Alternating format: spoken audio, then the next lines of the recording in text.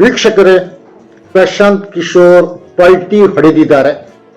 ಎಂಥ ಪಲ್ಟಿ ನೋಡಿ. I don't know, surprise is the right word, but yes, we got it wrong. People like me.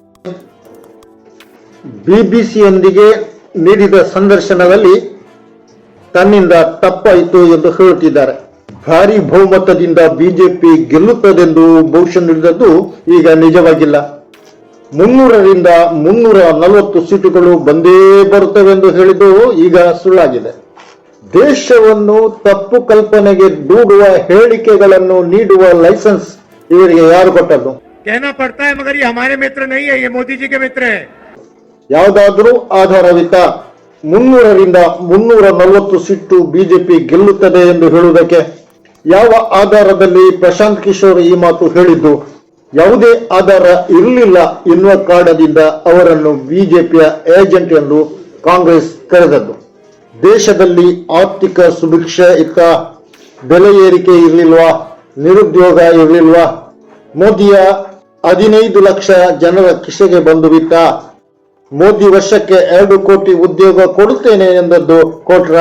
ಇಲ್ಲ. ಮತ್ತೆ ಯಾವ ಲೆಕ್ಕದಲ್ಲಿ ಪ್ರಶಾಂತ್ ಕಿಶೋರ್ ಬಿಜೆಪಿಗೆ 340 ಸೀಟುಗಳು ಬರುತ್ತದೆ ಎಂದದ್ದು? That his personal popularity and the intensity of the support for the brand Modi has come down. ಅಂದ್ರೆ ದೇಶದ ದಿಕ್ಕು ತಪ್ಪಿಸುವ ಕೆಲಸವನ್ನು ಇಂತಹ ಚುನಾವಣಾ ತಂತ್ರಜ್ಞರು, ವಿಶೇಷಜ್ಞರು ಎಂದು ಸ್ವಯಂ ಘೋಷಿಸಿಕೊಂಡವರು ಮಾಡುತ್ತಾ ಬಂದಿದ್ದಾರೆ. ರಾಮ ಮಂದಿರ ಆಗಿದ್ದು ಅದನ್ನೊಂದೇ ಮುಂದಿಟ್ಟು ಪ್ರಶಾಂತ್ ಕಿಶೋರ್ ರಂತವರು ಮೋದಿ ಅಲ್ಲ ಈ ದೇಶದಲ್ಲಿ ಎಲ್ಲೆಲ್ಲೂ ಹರಿದಾಡುತ್ತಾ ಇದೆ. ಮೋದಿ ಅಲ್ಲದೆ ಏನೂ ಇಲ್ಲ, ಮೋದಿಯೇ ಎಲ್ಲ ಎನ್ನುವಂತ ಚಿತ್ರಣವನ್ನ ನೀಡುವುದಕ್ಕೆ ಹೋದ್ರೆ ಜನ ನಂಬುತ್ತಾರ?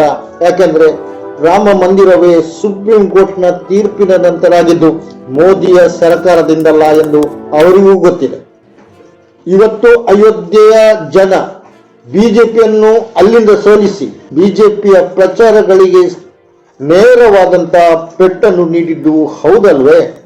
ಇಷ್ಟು ಸೂಕ್ಷ್ಮ ವಿಚಾರವನ್ನು ಕೂಡ ಗುರುತಿಸಿಕೊಳ್ಳಲು ಸಾಧ್ಯವಾಗದಿದ್ದರೆ ಪ್ರಶಾಂತ್ ಕಿಶೋರ್ ಅಂತವರು ಚುನಾವಣೆಯ ಮೊದಲು ಟಿವಿಯಲ್ಲಿ ಸಂದರ್ಶನ ಕೊಟ್ಟು ಮೋದಿಯೇ ಗೆಲ್ಲುವುದು, 3ನೇ ಬಾರಿಗೆ ಮೋದಿಯೇ ಇಲ್ಲಿ ಅಧಿಕಾರಕ್ಕೆ ಬರ್ತಾರೆ, ಬಿಜೆಪಿಗೆ ಪೂರ್ಣ ಬಹುಮತ ಸಿಗುತ್ತದೆ ಎಂದು ಹೇಳಿದ್ದು.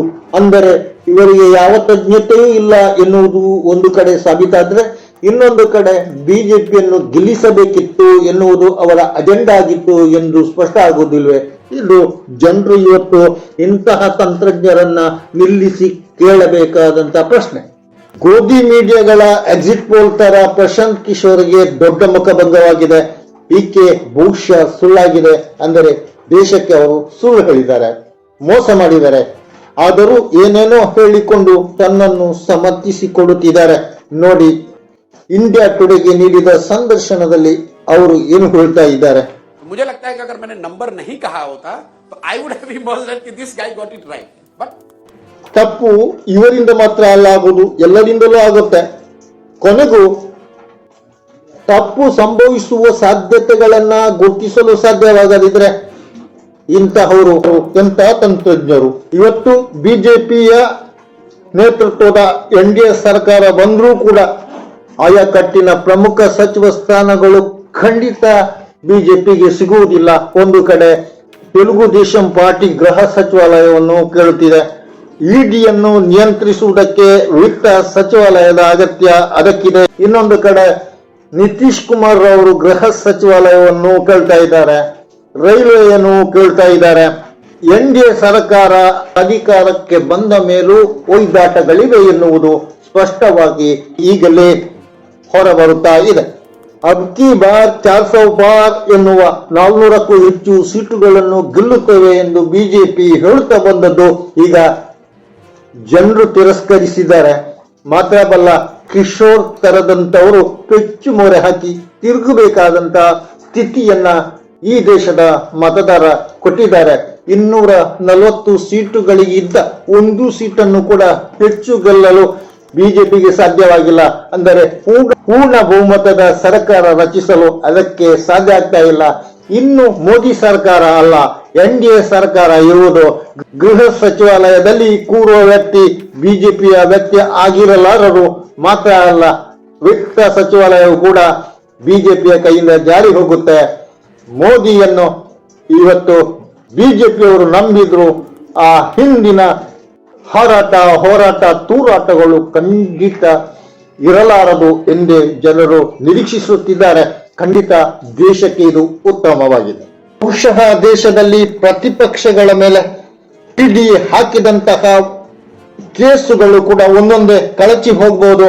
ಅದು ಮುಟ್ಟುಗೋಲು ಹಾಕಿದಂತಹ ಆಸ್ತಿಗಳನ್ನು ಕೋರ್ಟು ಕೂಡ ಮತ್ತೆ ಅದರ ವಾರಸುದಾರರಿಗೆ ಕೊಡ್ತಾ ಇದೆ. ಎನ್ಸಿಪಿಯ ಪ್ರಫುಲ್ ಪಾಟೀಲ್ ಅವರ 180 ಕೋಟಿ ರೂಪಾಯಿಯ ಫ್ಲಾಟ್ ಅನ್ನು ಈಗ ಕೋರ್ಟ್ ಮುಟ್ಟುಗೋಲನ್ನು ತೆರವುಗೊಳಿಸಿ ಫ್ಲಾಟ್ ಅನ್ನ ಪುನಃ ಪ್ರಫುಲ್ ಪಾಟೀಲ್ ಅವರಿಗೆ ಕೊಟ್ಟಿದೆ. ಇದನ್ನು ತೋರಿಸಿ ಶಿವಸೇನೆಯ ಸಂಜಯ್ ರಾವುತ್ ಅವರು ಹೇಳ್ತಾ ಇದ್ದಾರೆ, ಇಡಿ ಸರಿಯಲ್ಲ, ಅದರ ತನಿಖೆ ಅದು ಯಾವುದೂ ಸರಿಯಲ್ಲ ಎಂದು ಹೇಳ್ತಾ ಇದ್ದಾರೆ. ಅಂದರೆ ದೇಶವನ್ನು ದಿಕ್ಕು ತಪ್ಪಿಸುವುದಕ್ಕೆ ಪ್ರತಿಪಕ್ಷಗಳ ಮೇಲೆ ಇಡಿ, ಐಟಿ, ಸಿಬಿಐಗಳಿಂದ ದಾಳಿ ಮಾಡಿಸಿ ಪ್ರತಿಪಕ್ಷದವರು ಭ್ರಷ್ಟರೆಂದು ಸಾಬೀತುಪಡಿಸಿ 400 ಸೀಟುಗಳನ್ನು ಗೆಲ್ಲುತ್ತೇವೆ ಎನ್ನುವ ಪ್ರಚಾರ ಮಾಡಿ ಪ್ರಶಾಂತ್ ಕಿಶೋರ್ ರಂತವರನ್ನು ಭವಿಷ್ಯ ನುಡಿಯಲು ಚಾನೆಲ್ಗಳಿಗೆ ಕಳುಹಿಸಿ ಬಿಜೆಪಿ ಯಶಸ್ಸು ಸಾಧಿಸಿಲ್ಲ. ಯಾಕೆಂದರೆ ಇವೆಲ್ಲವೂ ಮೋಸದ ಬಲೆಗಳು ಎಂದು ಜನರಿಗೆ ಗೊತ್ತಾಗಿದೆ. ಅದಕ್ಕೆ ಕಾರಣ ಸ್ಪಷ್ಟವಾಗಿ ಇವತ್ತು ಜನರ ತೀರ್ಪು ಇದನ್ನೇ ಹೇಳ್ತಾ ಇದೆ. ಪ್ರಶಾಂತ್ ಕಿಶೋರ್ ರಂತವರು ಟಿವಿಯ ಮುಂದೆ ತಪ್ಪಾಗಿದೆ ಎಂದು ಗೋಗರೆಯಬೇಕಾಗಿದೆ. ಸಂವಿಧಾನಕ್ಕೆ ಸವಾಲನ್ನು ತಂದಿಟ್ಟ ಬಿಜೆಪಿ ಇವತ್ತು ಏನಾಗಿದೆ, ಪಿಳಿ ಕಣ್ಣು ಬಿಡಬೇಕಾಗಿದೆ. ಅಧಿಕಾರಕ್ಕೆ ಯಾರನ್ನೋ ಕೈ ಚಾಚಿ ಉಳಿಸಿಕೊಳ್ಬೇಕಾದಂತ ಅವಶ್ಯಕತೆ ಇದೆ. ಮೋದಿ ರಾಜ್ ಹೋಗಿ NDA ಸರ್ಕಾರ ಬಂದದ್ದಕ್ಕೆ ಮತದಾರರನ್ನ ಶ್ಲಾಘಿಸಬೇಕಾಗಿದೆ, ಶ್ಲಾಘಿಸುತ್ತಿದ್ದಾರೆ ಕೂಡ. ಒಟ್ಟಿನಲ್ಲಿ ಸರ್ವಾಧಿಕಾರದ ಅಹಂಕಾರ ಮುರಿದು ಬಿದ್ದಿದೆ. ದೇಶದ ಜನತೆಯತ್ತ ಜನಪರ ಯೋಜನೆಗಳನ್ನ ಮಾಡುವತ್ತ ಈ ಸರ್ಕಾರ, ಯಾವ ಸರ್ಕಾರ ಇರಲಿ, NDA ಇರಲಿ, ಇಂಡಿಯಾ ಇರಲಿ, ಯಾವುದೇ ಇರಲಿ, ಜನಪರವಾಗಿರಲಿ. ಇದು ಜನರು ಈಗ ಹೇಳುತ್ತಿರುವ ಮಾತು. ಜನರು ತಮಗೆ ಬೇಕಾದವರನ್ನ ಅಧಿಕಾರದಲ್ಲಿ ಕೂರಿಸಬಹುದು ಮತ್ತು ತಮಗೆ ಬೇಡದಿದ್ದರೆ ಕೆಳಗಿಳಿಸಬಹುದು ಎನ್ನುವುದಕ್ಕೆ 2024 ಲೋಕಸಭೆಯ ಚುನಾವಣೆ ಸಾಬೀತುಪಡಿಸಿದೆ. ಮತದಾರರಿಗೆ ಜೈ ಭಾರತ್. ವೀಕ್ಷಕರೇ, ನಿಮ್ಮ ಅಭಿಪ್ರಾಯ ಏನು? ಸುದ್ದಿಗೊಂದು ಗುದ್ದು ಕಾರ್ಯಕ್ರಮದಲ್ಲಿ ಈ ಹೊತ್ತಿನ ಚರ್ಚೆ ಇಷ್ಟೇ. ಸಬ್ಸ್ಕ್ರೈಬ್ ಆಗಿ, ಶೇರ್ ಮಾಡಿ, ಕಮೆಂಟ್ ಮಾಡಿ. ನಾನು ಅವರಪ್ಪ ಮಂಚಿ. ಜೈ ಭಾರತ್.